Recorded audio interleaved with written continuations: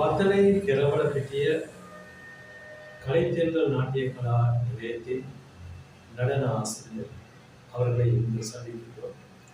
வணக்கம் ஆசிரியர். முதலிலே உங்களுடைய பெயரை சொல்லுங்கள். என்னுடைய பெயர் திருமதி இளங்கோவன் செல்வராணி. இந்த நாட்டிய கலா மந்திரி நிலையத்தை ஆரம்பித்து எவ்வளவு? கிட்டத்தட்ட 32 வருடமாக இந்த மன்றத்தில் நான் சேவையாற்றி வருகின்றேன்.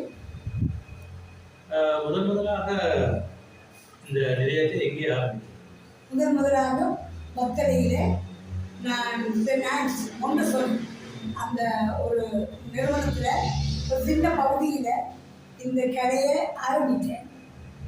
ஒரு 10 பிள்ளைகளோடு ஆரம்பித்தேன். என்னுடைய அதிபர் தான் எனக்கு ஒரு தூண்டுதல் கொடுத்தார்கள். அதன் நிமித்தம் நான் அந்த மன்றத்தை கலைத்தென்றல் நாட்டிய கலா நிலையத்தை நிறுவி இவ்வளவு காலமும் என்னால் முடிந்த சேவைகளை செய்து வருகின்றேன். இவ்வளவு காலம் எத்தனை பிள்ளைகளுக்கு அரங்கேற்றம் செய்து? அரங்கேற்றம் என்று சொல்லும் பொழுது மக்கள் ஏரியாவில் மிகவும் கஷ்டம் செய்கிறதுக்கு. அதில் அன்றாடம் என்னால் முடிஞ்ச அளவுக்கு ஒரே மேடையில் 5 மாணவர்களுக்கு அரங்கேற்றம் செய்திருக்கின்றேன்.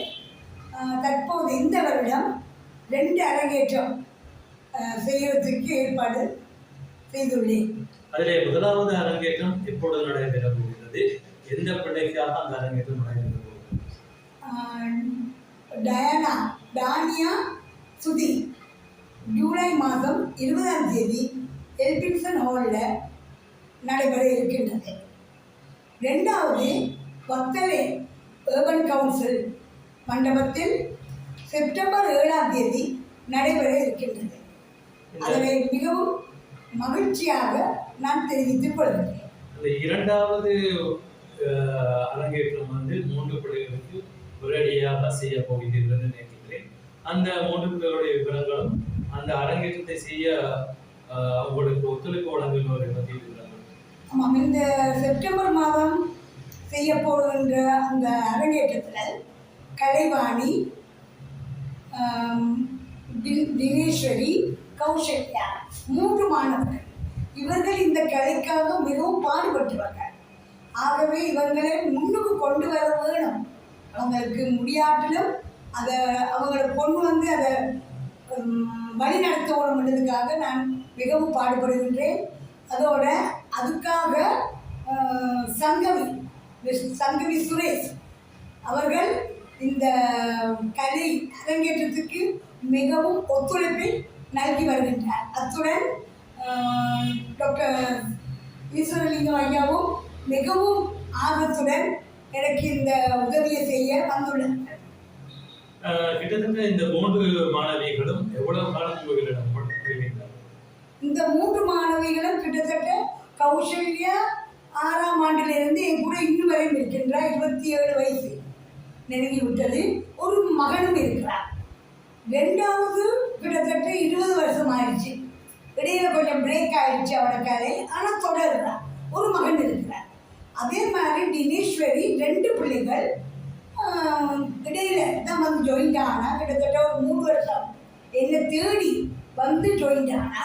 அன்னையிலிருந்து இந்த குருவுக்குரிய சேவை செய்துக்கிட்டு இருக்கின்றார். இப்போ 3 பேருக்கும் ஒரு அரங்கேற்றத்தை செய்வோம்னு நான் யோசிக்கிறேன். இந்த அரங்கேற்றம், இந்த 3 மாணவிகளின் அரங்கேற்றத்தை நடத்த போகின்ற சங்கவி பிலிம்ஸ் நிறுவனத்தை பற்றியும் அதனுடைய உரிமையாளர் அல்லது படிப்பாளர் துரைராசா சுரேஷை பற்றியும் உங்களுடைய கருத்து? மிகவும் நல்லவர், அன்புள்ளவர், பணிவுள்ளவர். அது மட்டும் இல்லாமல் எந்த நேரமும் எனக்கு மட்டுமில்லை நிறைய பேருக்கு தோல் கொடுக்கக்கூடிய ஒரு ஆள். கால் பண்ணினா அதுக்கு ஆன்சர் பண்ணி இப்போ இருக்கிற உலகத்தில் யாருமே ஆன்சர் பண்ண மாட்டாங்க, எத்தனையோ பேர். ஆனால் அவர் கால் கொடுத்தோட டெலிஃபோன் 1 நிமிஷம் அப்படி இல்லைன்னா மிஸ் கால் கண்டாலும் அவர் அன்பாக மீண்டும் என்ன டீச்சர் எடுத்தீங்க, எதுக்கு எடுத்தீங்க என்று சொல்லி அதனுடைய அதுக்குரிய பதிலையும் அன்னைக்கு நான் பெற்றுக்கொள்ளக்கூடியதாக இருக்கின்றது. அவங்க மிகவும் அன்பானவர். இந்த வத்தல கிழவன பிட்டியை உங்களுடைய அந்த நாட்டிய நிலையத்தை ஆரம்பித்து எவ்வளவு? பத்தலை அதாவது 93ஆம் ஆண்டிலிருந்து பத்தலையில் நிறுவின இடம் இல்லாதனால ஒரு இடத்துல கொஞ்ச காலமும் இன்னொரு இடத்துல கொஞ்ச காலமும் அப்புறம் மிஸ்டர் விஜயகுமார் ஒரு இடத்தை தந்தார். அது 5 வருஷம் அவருடைய பில்டிங்கில் சேவை செய்தோம். அதுக்கு பிறகு ஒரு சின்ன முண்டசொரியில் திரும்பி வேலை செய்தோம். தற்பொழுது யூசியில் கடவுள்பட்டி யூசியில் வாடகை நிமித்தம் கொடுத்து நாம் அந்த அரங்கேற்றத்தை செய்து வருகிறோம். ஒரு அரங்கேற்றத்தை செய்வதாக இருந்தால் முழுமையாக எவ்வளவு செலவாகும்? கிட்டத்தட்ட நான் நினைக்கிறேன் செலவு செய்யறதுக்கு நினைச்சா 1 கோடி வரும். ஆனால் எங்களால் முடிஞ்சது குறைந்தபட்சத்தில் நான் ஒரு 10 லட்சத்துக்குள்ள முடிக்கலாம், 8க்குள்ள முடிக்கலாம் என்று நான் நினைக்கிறேன். ஒரு அரங்கேற்றம் செய்யும் பொழுது என்னென்ன நடனங்கள் அந்த மேடையிலே அரங்கேற்றப்படுது?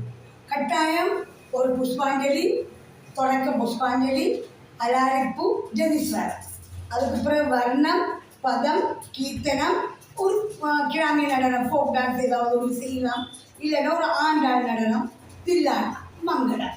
இவ்வளவு முழுமையாக கற்றுக்கொண்டால் ஒரு மாணவிக்கு அதுக்குள்ள ஒரு திறமை இருக்கு. கிரேட் 3 வரை முடிந்த அளவுக்கு அவங்க அதை பெற்றுக்கொண்ட மாதிரி இருக்கு. ஆனால் அரங்கேற்றம் பண்ணுறது இது ஒரு முடிவு இல்லை. இது மிகவும் புனிதமாக அரங்கேற்றம் ஆரம்பம். இதை வைத்து தான் அவங்க வளருவாங்க. இதை கற்றுக்கொண்ட விதத்தில் இருந்து அவங்க வளருவாங்க. நாங்கள் சொல்லிக் கொடுத்தது வைத்து வளர வேண்டும்னா மேலும் படிக்க வேண்டுமா? படிக்கிறது இல்லை, கற்றுக்கொள்ளலாம், தாங்களே கற்றுக்கொள்ளலாம். இதை படித்துக்கொண்டால் முழுமையாக கற்றுக்கொள்கிறார்கள். தொடர்ந்து படிக்கலாம், டீச்சரே போகலாம், தேவையான நேரம் இன்னொரு ஆட்டை போய் படித்துக் கொள்ளலாம். ஆனால் இந்த கலையை வளர்க்கலாம். அரங்கேற்றம் பண்ண பிறகு என்னென்ன விஷயங்கள் கற்றுக்கொள்வது இருக்கு, நிறைய விஷயங்கள் இருக்கு, பாவங்கள் நிறைய இருக்கு. அதாவது நிறைய புது புது உருப்படிகள் கண்டுபிடிக்கலாம். ஒரே வர்ணத்தை நான் செய்ததில்லை, நான் செய்த வர்ணம் வேற, இப்போ மாணவர்கள் செய்து கொடுக்குற வர்ணம் வேற. கற்றுக்கொள்ள நிறைய விஷயங்கள் இருக்கு. கீர்த்தனமும் அப்படித்தான், ஒரு கீர்த்தனத்தோடு இருக்க போறதில்லை. வேறு கீர்த்தனைகளை நாங்கள் உருவாக்கி நாங்களே புதிய பாடல்களை உருவாக்கி கீர்த்தனமும் செய்யலாம். மிகவும் முக்கியமான விஷயங்கள், அது நடனம் ஆடுகின்ற பிள்ளைகளுக்கு தேவையான விஷயங்கள் நிறைய குறிப்பிட்டீர்கள். நன்றி, வணக்கம். வணக்கம்.